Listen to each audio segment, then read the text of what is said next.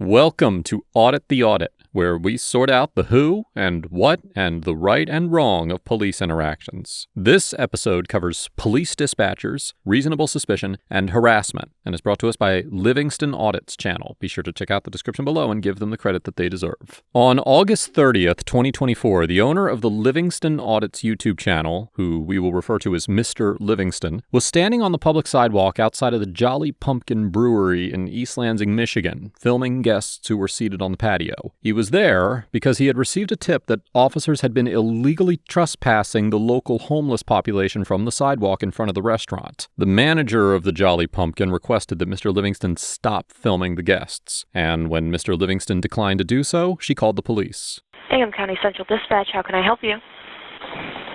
Hi, yes, I'm calling from Jolly Pumpkin. I don't know if we can do anything about this, but there's a gentleman out front of my restaurant who's recording all of my guests that are in my patio. I'd asked him to stop, and my guests are putting menus in front of their faces as they don't want me recorded or pictures taken, and he will not stop. Okay, is he still there now? Yes, he said he was doing an investigation but couldn't tell me any information on it. So I said if he couldn't stop it, The manager specifically told the dispatcher that Mr. Livingston was not on the property and that he was standing on the sidewalk in front of the business. Okay, do you know if he arrived on foot or in a vehicle? He was walking to foot. Okay, and where is he currently in the store? He's not in the store, he's outside. He's right in front of, my patio outside. Sidewalk. Okay. And he's still recording the customers? Yep, he told me he would not stop.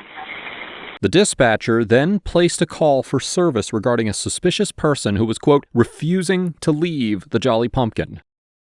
Provoke going to Jolly Pumpkin, 218 Albert, looking for a 45-year-old white male, beard, sunglasses, white shirt, black pants, a smiley face on it, recording customers, refusing to leave, no weapon.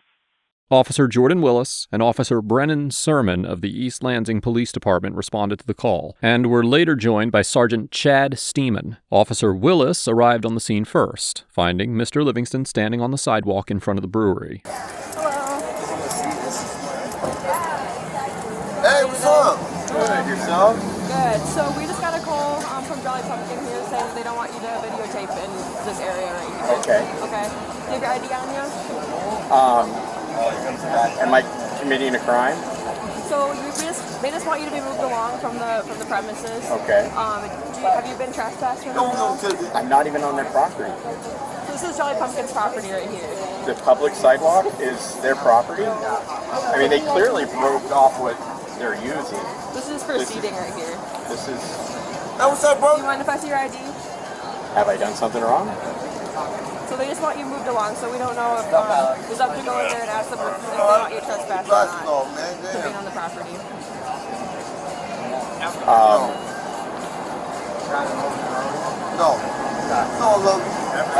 I'm not trying to make it hard for you at all. I'm not trying to either. I just really believe that I'm on public property, not their property, and therefore I'm not committing a crime. I'm not doing anything wrong. I'm taking pictures in public, which is a First Amendment right. Therefore, it shouldn't be ID. I shouldn't be trespassed. I shouldn't be anything. This is where I'm at. Yeah, I understand. Ultimately, they just don't want you on their property anymore because it can kind of make other people feel uncomfortable in the area. It's making staff feel uncomfortable. To stop the trespass, I'll move down to the end of their barrel,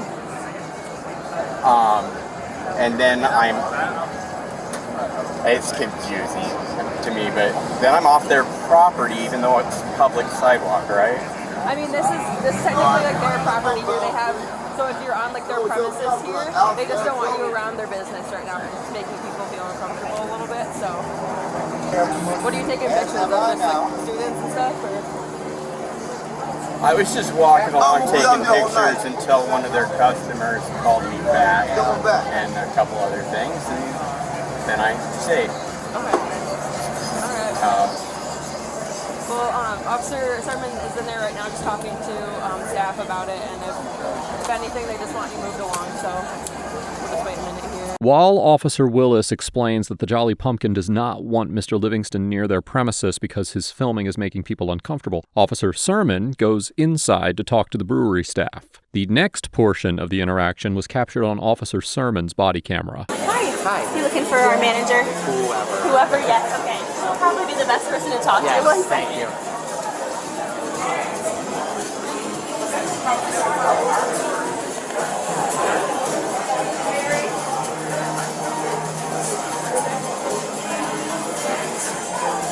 We have your candy box right here, okay?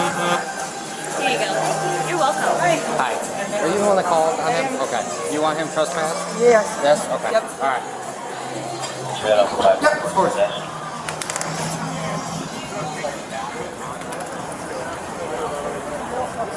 All right, my man. You got your ID on you? Have I broken the law? No, they want you trespass, so therefore we have the right to ID. I have a right to leave then, right? No. You are now being detained because you are going to be trespassed. I need to identify you before you're trespassed. In order to write you your trespass notice. That's what they took the glasses off, man. Alright. So you're going to trespass me from this sidewalk? Yeah, you want me to.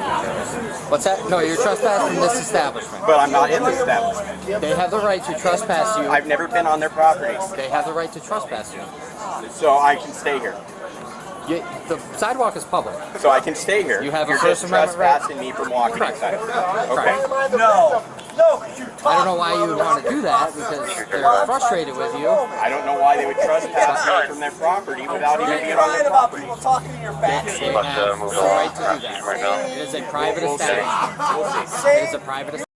After asking the manager whether she wants to trespass Mr. Livingston without confirming if he had ever been on the property, Officer Sermon informs Mr. Livingston that he is being detained and demands his ID. Now, although Michigan has not passed a statewide so-called stop and identify law, Section 26-7 of the Code of the City of East Lansing states that, quote, any peace officer who encounters a person under circumstances that reasonably indicate the person has committed, is committing, or is about to commit a violation of the Code of the City of East Lansing or law of this state may detain the person to ascertain the person's identity. Any person so detained shall, upon request of the officer, state their full name and the proper spelling thereof, or, if the person so elects, communicate it to the officer by other means. The ordinance also permits an individual to be arrested for a violation of Section 26-52 of the Code of the City of East Lansing for obstructing, resisting, or hindering an officer in the discharge of their duties if they fail to comply with the officer's request for identification after they have been personally advised by an officer of their obligations to identify themselves, and that failure to comply subjects them to arrest. Additionally, courts have interpreted Michigan's state obstructing statute, which is found in Section 750.479 of the Michigan compiled laws, and specifically states that the term obstruct includes, quote, a knowing failure to comply with a lawful command, as criminalizing the refusal to identify in some circumstances. As the U.S. District Court for the Eastern District of Michigan explained in the 2020 case of Barrera versus City of Mount Pleasant, quote, courts have interpreted this to permit a finding of resisting and obstructing arrest when an individual refuses to identify themselves. However, as we have discussed many times before on ATA, even in jurisdictions that have passed stop and ID laws, officers cannot constitutionally detain an individual and require identification without reasonable suspicion to believe they are involved in criminal activity. Now, we will discuss the details of whether the officers had reasonable suspicion later in this episode. But for now, it is essential to understand that the Fourth Amendment required the officers to have reasonable suspicion in order to detain and identify Mr. Livingston. That I never entered. If they would like you trespassed, you're trespassing. If the field house across the street calls you and says they want me trespassed because I'm on a sidewalk, you're going to do it? Sure. So anybody, I highly doubt that trust anybody off of the sidewalk. I highly doubt that Fieldhouse would call and have you trespass just because you're standing on a sidewalk.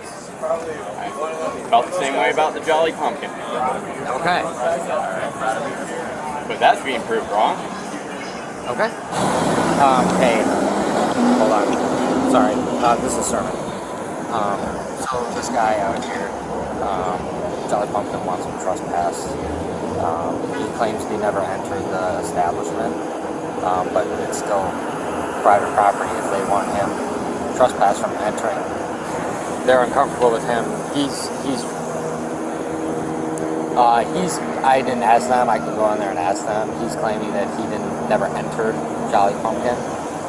But I mean, regardless, it's private property if they don't want him, and it's not trespassing from being on the sidewalk. It's correct. So he's allowed to be there. He's allowed to record. He's allowed to do what he wants. But if they want to trespass him, but they are pretty. I guess I can go talk to them and double check. But okay.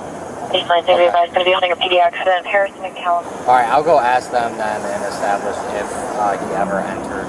So like past the barrels, that would be their property, right? Pretty easily in the unit. Okay. All right, sounds good. I'll go inside with them and double check. I think he's just one of those First Amendment guys.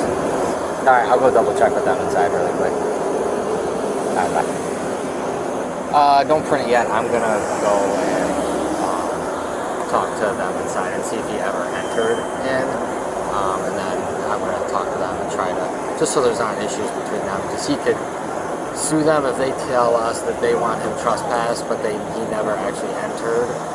Like Steven said, it's like a gray line. Like he could, but I'll be right back. How you doing?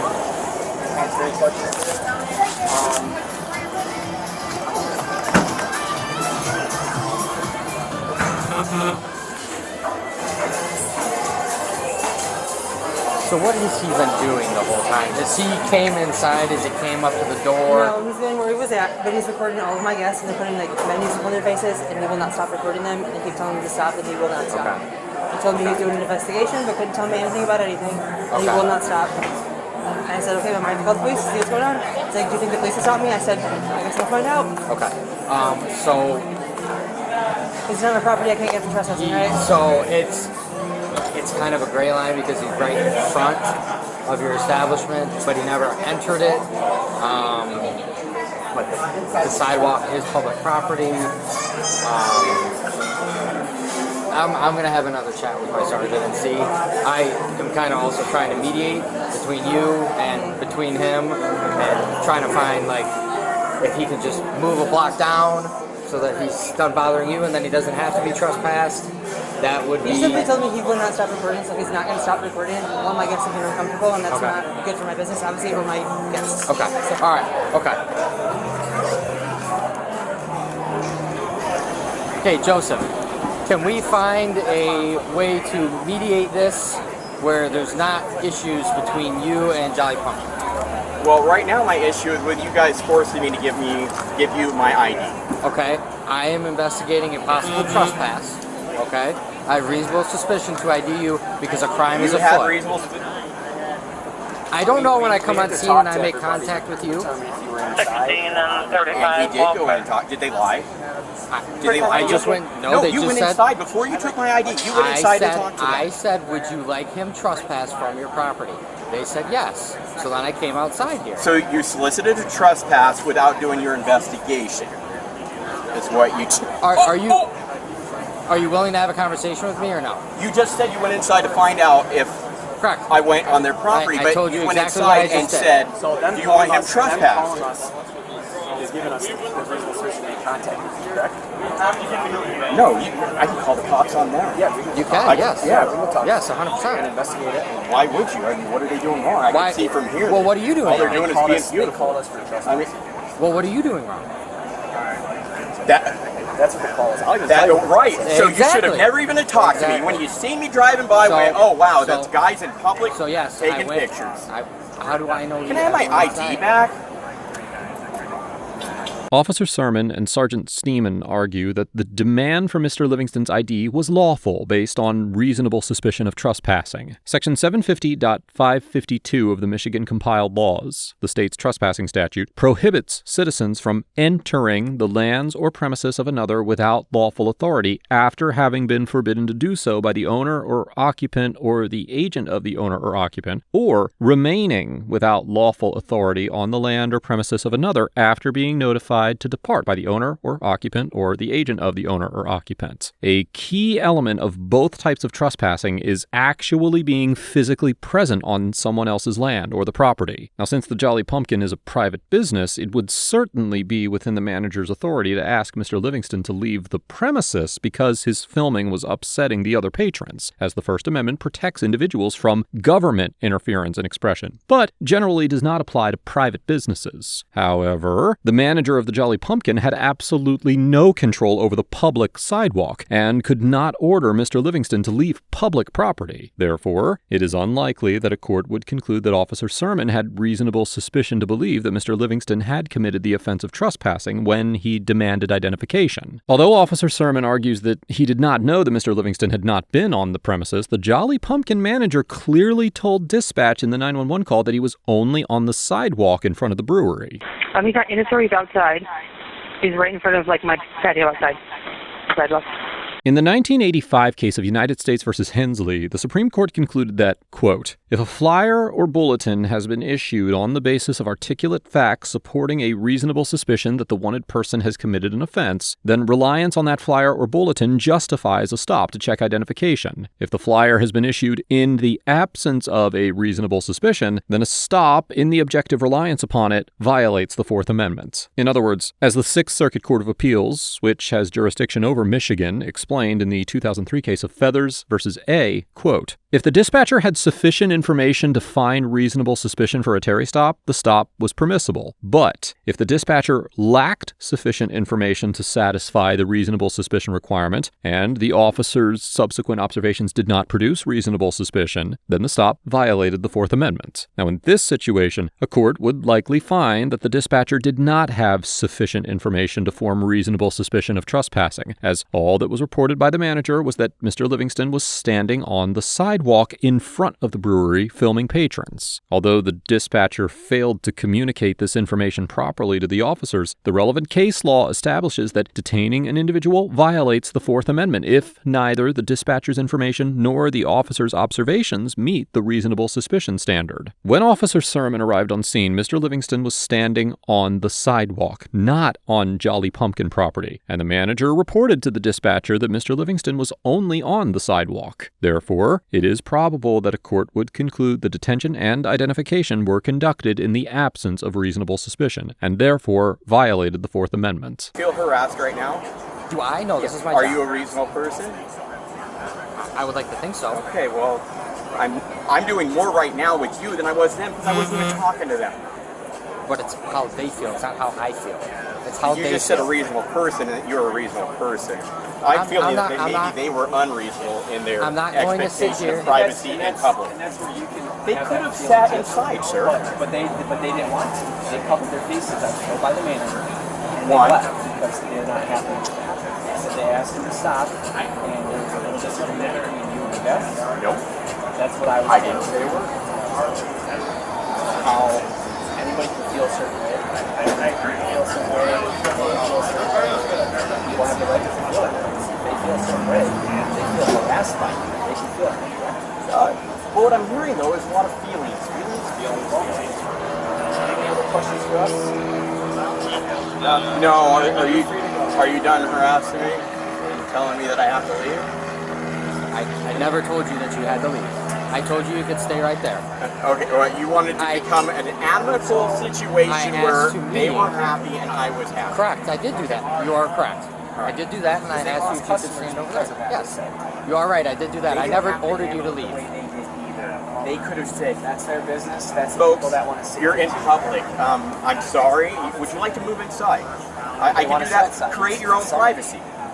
If you don't want to be filmed in public or seen in public, maybe you shouldn't sit outside. People allowed to sit there and ask you to not film them and not be upset by it. Can they be upset? Can they? Sure. Can they call the cops and threaten a trespass? You know? Men with guns came because of a guy with camera. Breaking news. That's not why. 3. I'm the supervisor, and that's going at you too. I appreciate you showing up because I don't trust these two. Not the way they were going. And can I have your card? Sure. I'll send you a copy later. Not everyone is always educated around here as well in their phone police. So we try to do that. And that's part of what this is education. They didn't want to talk to me about it, though. They wanted to talk to you about it, so you had to do the When I go to a education. restaurant, I don't want to talk to people walking by. I don't even want you to show up. Tell dispatch. He's a guy with a camera. I talked to him already. Did you have a loudspeaker too earlier? Nope. Someone said there was some other people with a loudspeaker. But it does seem like your officer there solicited trespass without an investigation. And that's your opinion, and you're very open to that. When did you find out I was never on their property? Send me that and we can talk, okay? I work Sunday as well. All right, thank you, sir. Thank you for your professionalism. Brought to our jail with one adult man. The officers argue that the auditor's filming constituted harassment because the patrons being recorded, quote, felt harassed. Section 26-67 of the Code of the City of East Lansing, the city's harassment ordinance, states that, quote, no person with the intent to harass another person shall engage in a course of conduct or repeatedly commit acts that alarm or seriously annoy another person, which acts or conducts serve no legitimate purpose. Similarly, Section 750.411H of the Michigan compiled laws defines the offense of stalking as, quote, a willful course of conduct involving repeated or continuing harassment of another individual that would cause a reasonable person to feel terrorized, frightened, intimidated, threatened, harassed, or molested, and that actually causes the victim to feel terrorized, frightened, intimidated, threatened, harassed, or molested. Now, the statute defines the term course of conduct as, quote, a pattern of conduct composed of a series of two or more separate non-continuous acts evidencing a continuity of purpose, and the term harassment as, quote,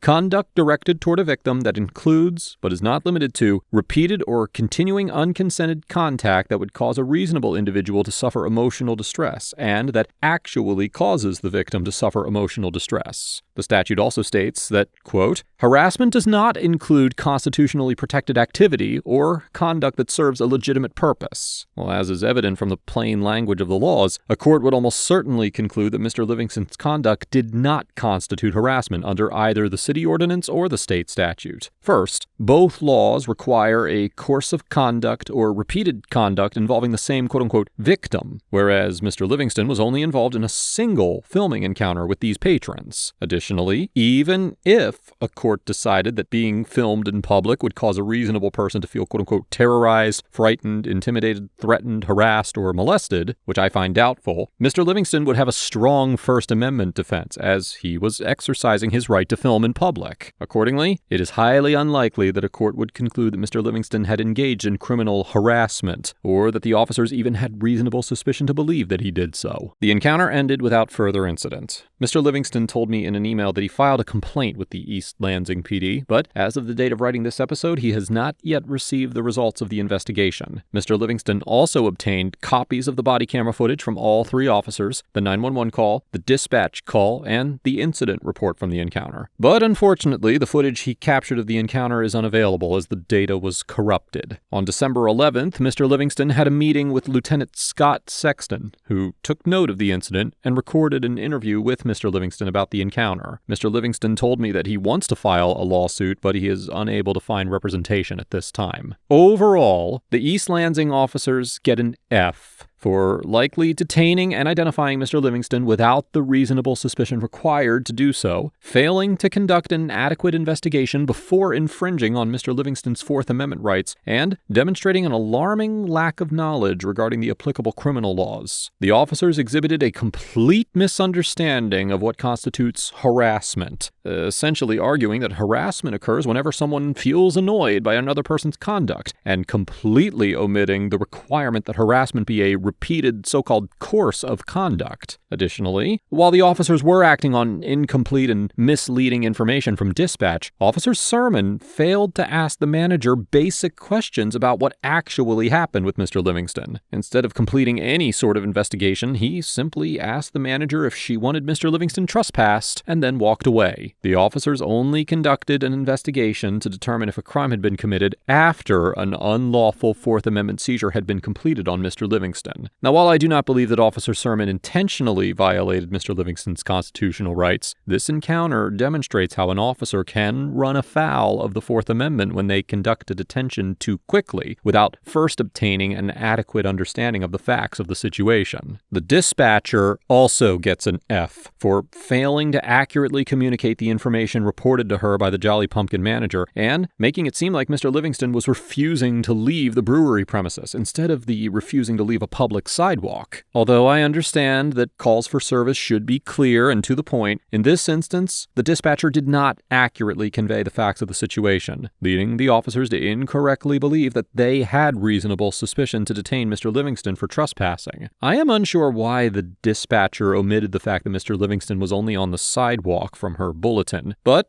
giving her the benefit of the doubt that it was not intentional, she may have misunderstood the caller, forgotten, or not recognized the significance of this information. Regardless of the reason, this omission led to Mr. Livingston's unconstitutional seizure. And although I believe that the officers are also to blame for this violation, they likely would not have detained Mr. Livingston if the dispatcher had informed them that the 911 caller reported that he was filming from the sidewalk in front of the brewery, not on the premises. Mr. Livingston gets an A+ for maintaining a relatively calm and polite demeanor throughout the encounter, complying with Officer Sermon's demand for identification while contesting the lawfulness of the order, and taking appropriate steps after the incident to pursue accountability, such as obtaining all available documentation from the encounter and filing an official complaint. Throughout his interaction with the officers, Mr. Livingston maintained his composure and demonstrated a strong understanding of his First and Fourth Amendment rights and the relevant criminal laws. On the whole, I found Mr. Livingston's respectful and relatively non-confrontational auditing style to be effective, and I would encourage him to continue in his work as a First Amendment auditor. Let us know if there is an interaction or legal topic that you would like us to discuss in the comments below. Thank you for watching, and don't forget to pick up your copy of the Civilian Rights Hand Guide in the links below.